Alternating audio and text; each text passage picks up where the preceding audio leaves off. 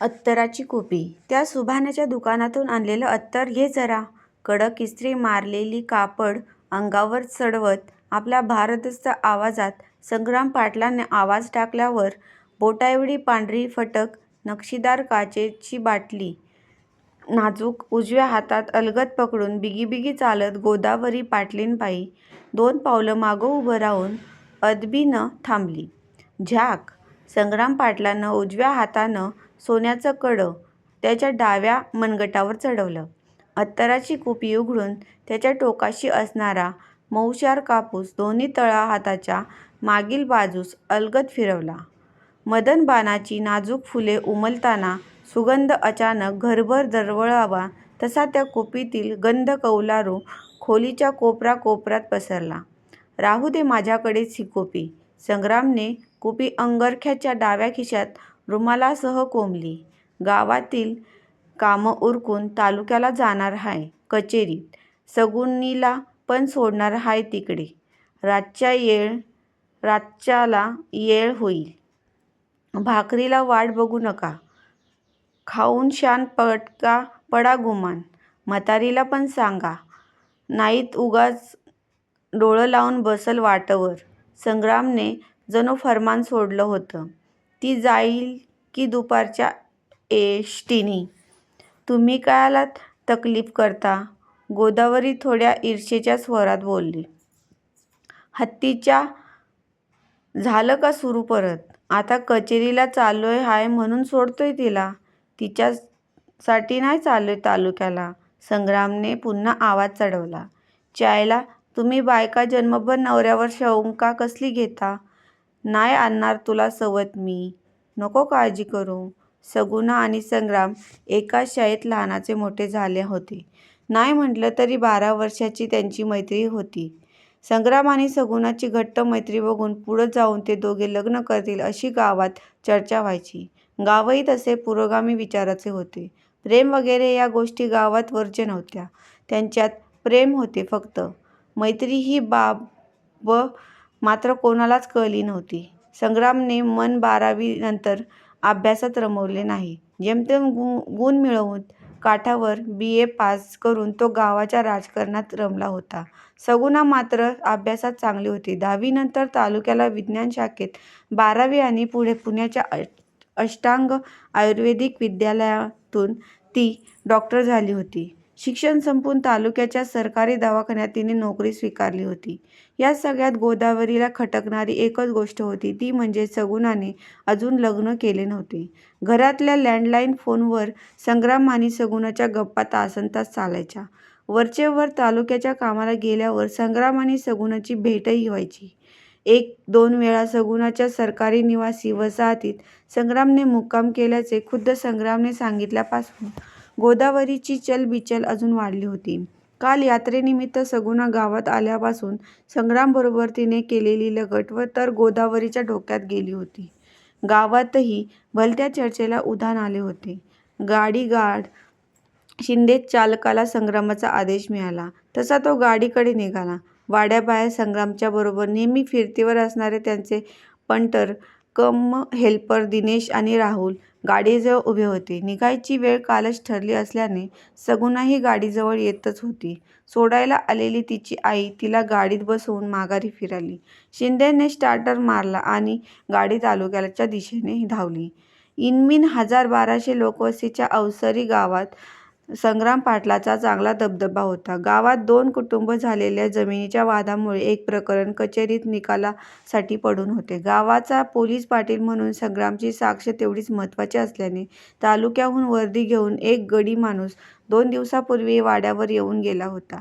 तालुक्याला कचेरीचे काम आहे हे गोदावरीला पक्के माहीत असले तरी सगुणा आणि संग्रामने एकत्र जाणे तिच्या जीवाला घोर लावले होते. त्या कधीही अत्तर न लावणाऱ्या संग्रामला आज अचानक अत्तराची कुपी आठवली होती. नेहमीपेक्षा त्यांचा चेहरा जरा जास्त उजळला होता. गावाकडं नेहमी पंजाबी ड्रेसमध्ये वावरणारी सगुणा आज फॅशनेबल स्कर्ट आणि टॉप अंगावर चढून बाहेर पडली होती. पुण्यात 4 वर्षे शिक्षण झाल्यामुळे तिला तसे कपडे वापरायची सवय असली तरी गावाकडे आल्यावर तिने ते वापरू नये असे गोदावरीला वाटायचे. गोदावरीच्या डोक्यातला विचारांचा कल्लोळ काही थांबेनाच नाव घेत नव्हता. वाड्यात संग्रामची आई सोडली तर इतर बायकांपैकी कोणालाही उलटे प्रश्न विचारायचे धाडस आणि मुभाई नव्हती. घरात नोकर चाकर होते. बायकांना स्वयंपाक सोडला तर फारसे काम नसायचे. त्यामुळे रिकाम्या वेळेत टीव्ही समोर बसून गप्पा गोष्टी, कधी बाजारात चक्कर टाकून किरकोळ खरेदी, झालंच तर घरातील आणि फार्म हाऊसची बागकाम वगैरे ही कामे त्यांच्यासाठी नेहमीच झाली होती. धाकटी जाऊबाई चंदा सकाळपासून गोदावरीला पाहत होती. एव्हाना तिची चलबिचल तिच्याही लक्षात आली होती. एवढी ढील देणं बरं नाही भाऊजींना. गावात पण चर्चा वाढली आहे त्या दोघांची. आता एकत्रच गेल्या तर तालुक्यालाच गेली म्हणजे झालं. चंदाची जीभ सैल होती जरा. नाही म्हणजे तालुक्याला आज वाटवर आपलं फार्म हाऊस बी हाय म्हटलं. चंदाने आगीत तेल ओतलं तसं गोदावरी अजून कासावी झाली. नाही ग, जातील ते सरळ तालुक्याला. चंदाला उत्तर देताना गोदावरी खरे तर स्वतःलाच धीर देत होती. गोदावरीचे स्वयंपाक करण्यात लक्षच नव्हते. चंदाचे बोलणे राहून राहून पुन्हा कानावर आदळत होते. तसेच 6-7 लोकांचा स्वयंपाक करायला तासभर पुरे होता. नंतर दिवसभर काही काम नव्हते. आता नुकतेच बसून चालणार नाही, काहीतरी केले पाहिजे. गोदावरीने मनातच निर्धार केला. आत्याबाई ओ आत्याबाई, गोदावरीने सासूला आवाज दिला. काय ग गोदे? सासूने पाट्यावर फिरवणारा वरवंटा थांबवला. महादू म्हणत होता आपल्या फार्म हाऊसची झाडं पार वाळल्यात. जरा खुरट गाव काढून खतपाणी घालून यावं का आज? चंदा आणि म्या तसं बी हे रात्रीला उशिरा येणार आहेत. मामांजी पण नाहीत घरात. तर मग काय काम पण नाही इथं. सकाळपासून चाललेला गोदावरीचा रुसवा-फुगवा तिच्या सासूने केव्हाच हेरला होता. ईर्ष्या काय असते हे एक बाई चांगलेच जाणते. ते हसून पुन्हा वरवंटा चालवला. हां, जा दोघी बी, पण मावळाच्या आत घरला या. पाहिजे तर ती बुलेरो घेऊन जा वैरणाची. महादू हाय चालवायला. गोदावरीने सुटकेचा निश्वास टाकला. चंदालाही घरातून बाहेर पडून शेतावर फिरायला आवडायचे. त्यामुळे ती तर यायला लगेच तयारच झाली. खरे तर तिला तिच्या भाऊजीचा रंगेहात पकडायची संधी सोडायची नव्हती. एकाच घरात राहत असले तरी पुढे जाऊन होणाऱ्या प्रॉपर्टीच्या वाटणीवरून त्यांच्यातही अधेमधे खटके उडायचे. संग्रामचा गावातला दबदबा, राजकारणात मिळालेली पदे थोरला असल्यामुळे जिकडे तिकडे त्या आपल्या नावापेक्षा जास्त संग्रामला मिळणारा मान तिला टोचत होता. जवळपास तासाभराने त्या दोघी वाड्याबाहेर पडल्या. महादूने बोलेरो गाडी काढली आणि मागे वैरणासाठी हौद आणि पुढे 4 लोकांना बसायला लावलेली सीट अशी ती गाडी संग्रामने बनवून घेतली होती. एका स्टार्टरने चालू झाली तर ती बोलेरो कसली. चांगली 15 मिनिटे खटपट करून महादूने गाडी चालवून गेली. गावची वेस ओलांडून गाडी वाऱ्याशी बोलू लागली. सकाळची अत्तराची कोपी गोदावरीच्या डोक्यात पुन्हा खाडकन उघडली. निर्भर आकाश अचानक ढगाळ झाल्यानं मनात उगाचच येणारी उदासी तिच्या अवतीभोवती पसरली होती. किती छान मदनबाणाचा सुगंध होता त्या अत्तराचा. ह्यांनी तो दोन्ही हातावर लावला म्हणजे एक हात माझा आणि एक सगुनीचा तर नसल. काल किती खिदळत होते ते दोघे गप्पा मारताना. ती सटवी तर बिनधास्त टाळ्या मारून लगट करत होती. ह्यांच्याबरोबर आम्ही बी 10वी पर्यंत शिकलो की आमची नव्हती अशी मैत्री कोणाबरोबर. 25शी झाली तरी ती लगीन का केलं नसल अजून. ह्यांना पण गावच्या माणसांची लय काळजी. कोण हाय, कसा हाय, लोक काय म्हणतील काय बी विचार करत नाय. संग्रामदादा म्हणून हाक मारली की निघाले धावून मदतीला. तिला बी ह्यांच्याबरोबर जायचं असतंय. गावातून काय एकच गाडी जातेय काय तालुक्याला? पण नाही, ह्यांचीच गाडी पाहिजे. नाही, त्यात फक्त मैत्रीण असणे शक्य नाही. मला फक्त कळू दे. नाही, झिंज्या उपटल्या त्या डाक्टरनीच्या तर नावाची गोदावरी नाही. गोदावरीचे मनातले पुटपुटणे बऱ्याचपैकी मोठ्या आवाजात असल्याने चंदाला ऐकू जात होते. न ऐकल्याचे सोंग घेऊन चंदा असुरी आनंद घेत गाडीच्या खिडकीत बाहेर पाहत होती असल्याचा आव आणत होती. गाडी म्हणता म्हणता फार्म हाऊसजवळ येऊन पोचली तशी चंदा पचकली. आई शपथ, भाऊजींची गाडी? गोदावरीच्या तळपायाची आग मस्तकात पोचली होती. गाडी इथंच थांबवीत रे, ती नेहमीपेक्षा मोठ्या आवाजात बोलत होती. चल ग चंदे, आज काय तो सोक्षमोक्ष होऊन जाऊ दे. बायकांचा जन्म शंका घेण्यात जातो म्हणतात काय? अशा सटव्या आजूबाजूला असल्यावर शंका घ्यायलाच लागती. उघडे असलेले लोखंडी गेट हाताने अजून मागे रेटत त्या दोघी कंपाऊंडच्या आत शिरल्या. बाहेरच्या बाकड्यावर दिनेश आणि राहुल निवांत तंबाखू विडा तोंडात कोंबून गप्पा मारत बसले होते. बघ, ही दोघं बसल्यात पहाऱ्या. चंदा भडक्या उडवण्याची एकही संधी सोडत नव्हती. त्यांच्याकडे दुर्लक्ष करून दोघी पुढे निघाल्या. मात्र दिनेश आणि राहुलने त्यांना अडवलेही नाही किंवा काही विचारले नाही. या दोघींनाही आश्चर्य वाटले. बंगल्याचे मुख्य दारही सताड उघडे असल्याचे पाहून गोदावरीला हायसे वाटले. तरीही त्यांच्या पावलांचा वेग मंदावला नव्हता.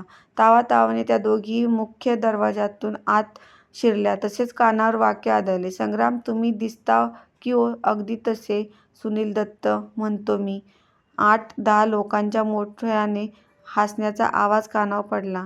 थोडे पुढे जाऊन पाहिले तर खरेच कोणीतरी मोठी मीटिंग चालल्याचे गोदावरीच्या लक्षात आले होते. सगळ्यांनीच एकाच वेळी दाराकडे नजर वळवली. अहो मंडळी, इकडं कुठं शेताची वाट धरली आज? संग्रामने मान वर करून विचारले. झाडांना खतपाणी घालायचे आहे. गवत पण वाढलंय लय बागेत. त्याच्यासाठी आलोय इकडं. असं. संग्रामला गोदावरी तिथे का आली असावी हे न कळण्याचा प्रश्नच नव्हता. बरं, आलाच हाय तर या बसा इथं, संग्रामने पुन्हा आदेश दिला. तर पाहुण्यांनो, या आमच्या मंडळी गोदावरी बरं का, ह्या धाकल्या वहिनी चंदाबाई. संग्रामने बोटाने इशारा केला. संग्रामने लांब श्वास घेतला. आणि हे डॉक्टर व्यंकटेश अय्यंगार, सगुणाचे यजमान, म्हणजे आपल्या गावचे जावई बरं का. कर्नाटकातले असले तरी मराठी झ्याक बोलत्यात बघ. संग्रामने निरागसपणे सगळे काही झटक्यात सांगून टाकले. माझा तुटलेला पतंग जमिनीवर पडण्याआधीच उगाचच गिरक्या घेऊन उडण्याचा केवलवाना प्रयत्न करत असतो तशी गोदावरीच्या मनाची अवस्था झाली होती. नेमके काय बोलावे, काय करावे तिला काहीच समजत नव्हते. डोक्यातला राग गेला असला तरी उन्माद अवस्थेतून थेट मौनात प्रवेश होणे इतके सहज नव्हते. तरीही पुन्हा प्रश्नार्थक नजरेने त्यांनी व्यंकटेशकडे पाहिले. तिच्या तोंडातून मात्र शब्द बाहेर पडत नव्हते. एवढं गप्प बसायला काय झालं? पुढच्या आठवड्यात आपण गावात रिसेप्शन ठेवणार आहे यांचे. मग सगळ्या गावाला समजेल. तवर कोणाला काय बोलू नका. संग्राम बोलायचे थांबत नव्हता. एवढा वेळ पडद्याच्या बाजूला उभे राहून सगळे काही नजरेने टिपणारी सगुणा पुढे आली. अरे थांबा थांबा, बॉम्ब फोडण्याची सगळी मजा तूच घेणार की काय? इट्स माय टर्न नाव. आम्ही लेडीज मेंबर जरा बागेत चक्कर टाकून आलो. चला गोदाताई, चंदाताई, सगुणाने आवाज टाकला. तर तिघी बंगल्याच्या बाहेर पडल्या. गोदावरीच्या डोक्यात अजूनही बरेच प्रश्न असतील याची सगुणाला कल्पना होती. बागेत चालता चालता सगुणा बोलू लागली. तुला तर माहीतच आहे, संग्राम आणि मी वर्गमित्र आहोत. त्याला राजकारणात रस होता आणि मला मेडिकल फील्डमध्ये. माझे वडील मी लहान असतानाच गेले आणि माझी जबाबदारी एकट्या आईवर पडली. तेव्हा संग्राम आणि काकाने मला मोठा आधार दिला बघ. मला डॉक्टर व्हायलाही संग्रामने आणि तुझ्या सासऱ्यांनी खूप मदत केली. संग्राम आणि माझ्यामध्ये मैत्रीपलीकडे कधीच नाते नव्हते. व्यंकटेश माझ्याबरोबर कॉलेजला होता. तो मूळचा बंगळूरचा असला तरी त्याचे सगळे शिक्षण पुण्यातच झाले आहे. मला तो तसा सिनियर होता. पुण्यात आम्ही एकमेकांच्या प्रेमात पडलो. शिक्षण संपल्यावर लगेच लग्न करण्याचा विचार घेतला. पण त्यांच्या घरातून प्रचंड विरोध झाल्यामुळे लग्न लांबणीवरच पडले. आता त्यात व्यंकटेश मागची 3 वर्षे पोस्ट डिग्री मिळवायला लंडनला होता. मागच्याच महिन्यात आम्ही रजिस्टर लग्न केले आहे. संग्राम तिथे फक्त साक्षीदार म्हणून नव्हता, तर व्यंकटेशच्या घरच्यांनाही त्याने लग्नासाठी कन्व्हिन्स केलं. लग्न साध्या पद्धतीने झाल्याने दोन्ही घरातील काही मंडळी नाराज आहेत. म्हणून गावात मोठे रिसेप्शन कार्यक्रम ठेवण्याची आयडिया पण संग्रामचीच बरं का. तू इथे का आली आहेस हे मला कळते आहे, पण तू समजतेस असे काही नाही. मला भाऊ नाही, पण तो असता ना तरी त्याने एवढं सगळं केलं नसते माझ्यासाठी. अगं, स्त्री पुरुषामध्ये निखळ मैत्रीचेही सुंदर नाते असू शकते ना. संग्राम फार मोठ्या मनाचा आहे आणि तेवढाच साधाही. गावावर त्याचे प्रेम आहे म्हणून सगळ्यांना मदत करायला तो पुढे असतो. व्यंकटेशच्या सगळ्या नातेवाईकांची सोय त्याने इथे फार्महाऊसवर केली आहे आज किंवा उद्यापर्यंत येतील सगळे. हे सर्व आधीच गावात कळू नये म्हणूनच तुम्हालाही काही सांगितले नसेल. संग्रामने सगुणाला बोलतच होती आणि या दोघी सख्या जावा कान लावून ऐकत होत्या.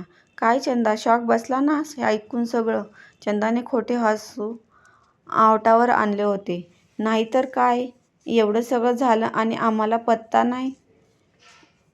पण नाही. आणि हे बघ. सगुणाचे बोलणे कानावर पडताच गोदावरी दचकली. संग्रामने वापरलेली ही अत्तराची अर्धी कुपी मी मुद्दाम ढापली आहे. रिसेप्शन झाल्यावर मी बंगळुरूला शिफ्ट होणार आहे कायमची. व्यंकटेशने आणि त्याच्या डॉक्टर मित्रांनी मिळून तिथे हॉस्पिटल उघडले आहे. आता आम्ही दोघे तिकडे प्रॅक्टिस करू. ही कुपी मात्र ही संग्रामची आठवण म्हणून कायम जपून ठेवणार आहे. असे मित्र आयुष्यात भेटायला भाग्य लागते. तू तर फार लकी आहेस. तुला तर असला भारी रांगडा लाईफ पार्टनर भेटला आहे. फार्म हाऊसवर पाहुण्यांची वर्दळ वाढू लागली. बागेतील झाडे आता एवढीही सुकल्यासारखी वाटत नव्हती. अजूनही काही कोपऱ्या रोपांवर फुले खिदळत होती. बागेची कामं नंतर करतो असे संग्रामला सांगून गोदावरी आणि चंदा मावळतीच्या आधीच घराकडे परतले. रात्रीचे 2 वाजले तरी गोदावरीचा डोळा लागत नव्हता. आपण ह्यांच्यावर अशी वंगाळ शंका घ्यायला नको होती. सगुणासारख्या चांगल्या पोरीबद्दल किती वाईट विचार केले आपण. अशा एक ना अनेक विचारात तिचा डोळा पहाटे कसाबसा लागला होता. सकाळी डोळे उघडले तसे समोर एक सुंदर लक्कड पैठणीकडे गोदावरीचे लक्ष गेले. बाजूला संग्राम गाढ झोपला होता. पैठणीची घडी उघडण्याचा मोह गोदावरीला टाळणे शक्य नव्हते. घडी उघडली तशीच त्यात एक नवीन आणि कालच्यापेक्षाही आकर्षक अत्तराची कुपी दिसली. कुपीच्या खाली एका कागदावर पुसट झालेल्या अक्षरात लिहिले होते.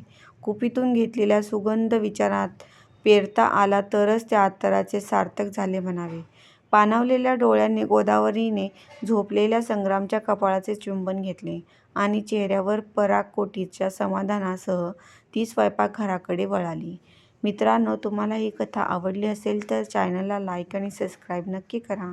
धन्यवाद.